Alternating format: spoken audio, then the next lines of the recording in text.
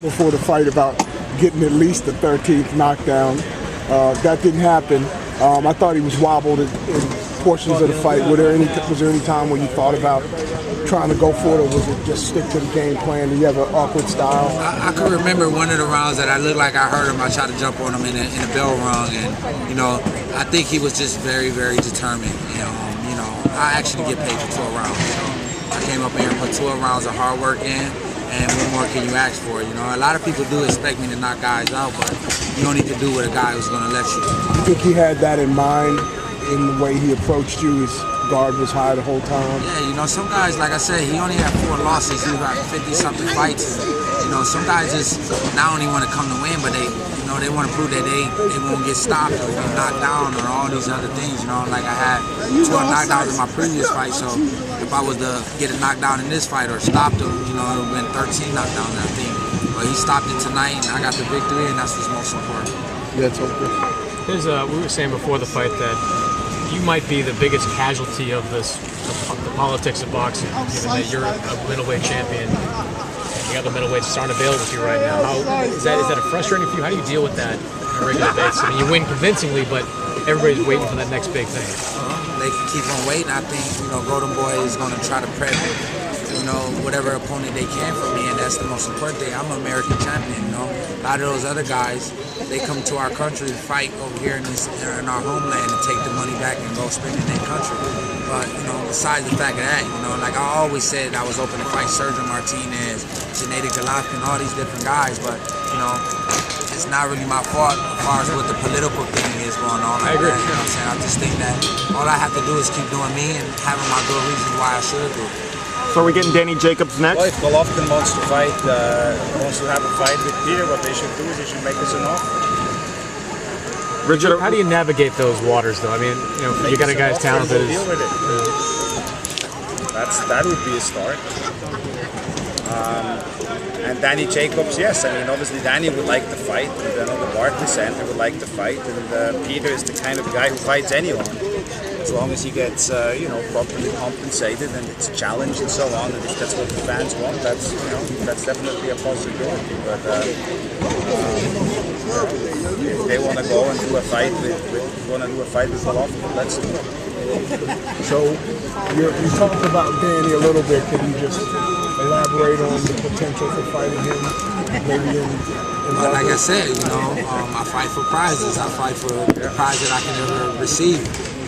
Like I said, we over here on this network, and they looking for like guys that's prepping me. They prepping guys for me, and they look like food to me. I got 31 professional fights. At this point, I can't worry about who I want to fight. I just got to be worried about just staying ready, staying in shape. I want to take 1 week off, and I'm gonna be back in the gym. One of my best friends is gonna move to New York, and he's gonna be my protection while I'm there. So while we're in the gym, he's gonna keep all the wolves away from me and make sure that I can go in and get a hard workout in. These guys want to shy for the wrong reason, man. I can't explain everything that I do. I got a good heart. I'm compassionate. I just like, performing at this level, not just because it brings girls or I can get a free bottle in the club. You know what I'm saying? That's not what I do this for. My wife is pregnant. Man, this is it's so inspiring just to see my baby throwing jabs in the stomach. You know what I'm saying? So that I think with this, I ain't scared of no other man. Like I look at another man, like whatever he could do to me, I could do back to him. So if it's Danny Jacobs and they want to make a fight there in Brooklyn, I live right up the street from the Barclays Center. It won't take me long to get there. I drive my Corvette and drop the top on him when I go. What do you think of Danny as a fighter? I think Danny is special, you know what I mean? But, Danny had his shot to glory when he fought for the same belt when he fought Demetrius P. Raw. And, Danny had his time to shine. Now it's my time to shine. So while the spotlight is on me, my job is not to worry about guys that's trying to get that spotlight. You know what I'm saying? Like, I'm on here shining. I get to change. Like, little kids look at me, man. And little kid told me, yo, man, I inspire him. I was being cocky. And I said, well, little man, I inspire you to be the champion. He said, no, I inspire him to be a lawyer. That moment, I knew it was something special about my platform that I have, that I know I got a responsibility. So every time I get in the gym, I think of those moments that I create with kids and, where people wanted me to take a time. I said the hardest part of fighting is just going in to fight it. The easy part of my life is just putting a smile on my face. congrats on getting that GED too. Yeah, man. Thank you, So man. what's next on behind that? Any other additional educational goals that you have behind that? Yeah, man. You know, right now I got my GED. A lot of people would say, you know, my best friend right there told me, Pete, you have the equivalent to somebody that have a high school degree. You got a championship in the world. Not everybody can get that. But I still felt like it was something I had to accomplish for me, which is getting that GED. I kept talking about it. I made the time to get it. I'm telling you, everything that I ever wanted as a kid, man, I struggled so hard, I got it. I got a Mustang, I got a Corvette, and those material, and those things go away. But that belt and these moments that I get to have, they last forever. Me getting that GED, whoever, I know I ain't gonna be broken in my career. I know I got other options to do. You know what I'm saying? A lot of these guys put their all into fighting and don't have nothing to show for it. You know, after I take my check to my accountant, I'm gonna sit down with my financial planner and start working on my future. You understand what I'm saying? I'm working on my legacy in boxing that I know as long as I stay dedicated, strong, and stay motivated, nobody can fucking beat me. I'm sorry about my language, but I speak with so much passion behind that because that's what I hit people with. And that's why they not strong enough, they're gonna go right away. And that goes for anybody. Curtis Stevens, Danny Jacobs, the winner of Cotto versus Martinez, or Galaffi. I'd inspired plenty of rounds with Galaffi. Guess what? I don't remember shit about him. Nobody even know who this guy won his belt from. When they say who they won his belt from, they said Milton Money. I said, oh, the same motherfucker I didn't know when Danny Jacobs knocked him out. But when they say, Pete, who you fought? I said, Hassan Adam. It's a fight that's being aired and replayed on Showtime all the time because that's a throwback fight. Remember when Hagler fought Sugar Ray and was a throwback fight? Those are the type of fights that I want on my record, bro. Gabriel Rosado, yeah, he was a determined guy. He wanted to come and take my belt. Who am I to tell him how he can't fight? He came in and put a tough challenge up. I still walked off with the victory. I'm still here. He was rooting for you. Yeah, man, and I'm thankful for that because you know why? I hope guys look at me and I set a good example of how they should be. When they get a belt, they could be the same kind of champion that I am to boxing. I'm a good ambassador. If there was more champions like me, guess what? We'd bring more fans to the sport. You know what? But we now have a lot of critics writing negative stuff and all this. They get in the ring and fight and do it. That's not easy. Because if it was easy, you'll see a lot more people in boxing and becoming champions, but they're not. So you know what?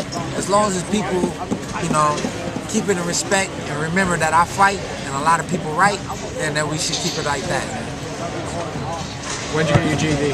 My GED just came about, and I got it in November. I took the test in November. I received it, and I'm telling y'all, I was there by myself. I cried like I won the championship of the world. Because I knew that was something I was dedicated to get. You know what else? Somebody told me, Pete, surround yourself around winners. Surround yourself around people that got knowledge and wisdom. That's what I do all day, you know what I'm saying? Everybody from where I hang around. I don't got no new people. I don't got a big entourage of motherfuckers that just surround me, sucking me dry. I got people that's believing in what I do and understand it's only one guy that can get in the window. And if I'm able to, I'm going to help a lot of people. But the only way that can happen is if they can get me through that window. How long did it take you to work on that GED? And actually, I took the test one time, and I came up short with my essay writing. I dedicated myself right after I won it, you know, my last fight. I went right away, study. I even, you know, me and my wife, we argued sometime. I went to a room to study and got a hotel room and studied in the room by myself. And when I went to it and got that test and I received my GED, like I said, in November.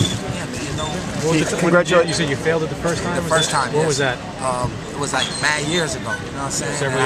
Several years ago? And then I actually just took it for the second time and I passed it on the second time. How old were you when you dropped out of high school, and why did you drop out? I dropped out of high school because I was fighting in the street. You know, I was fighting in school. I was an art turner in school already, you know what I'm saying? So it was really rough, man. I always felt like I was just a lost cause going to school, man. Going to school for nothing, just to become like everybody said, don't be a fool, stay in school. But all y'all motherfuckers around me is fools because y'all ain't finished school, you know what I'm saying? So it was just hard for me to get advice from people and see, you know, that shit was for nothing. That now I see education really honestly separate every American in this country. Now, so you gain something now, you can go farther as you want to with that education. Was that in Grand Rapids? Yes, Grand Rapids, Michigan, yes. Do you remember how old you were, what year you were in? When you? I was 17 when I dropped out of school. I was in 11th grade. Do you see yourself taking college classes now at some point in the future? Good, but you know, right now boxing is my #1 priority, and it's hard to like, you know, give up time and you know, try to dedicate myself to other things. So I remember that boxing is the root of everything that I do. So as long as I keep that important, keep that the foundation, then like I could never feel myself. I just look at guys like Shaq, who ended up going back to school later on in life when he could. Yeah, man. I heard he was a cop in Atlanta. Maybe I'd be a police officer in New York. Oh, I've got a call. Crazy cop. Congratulations on the game. Thank y'all so much. Thank you, I appreciate Pete. y'all. Chocolate drops. You know we can't. Yeah,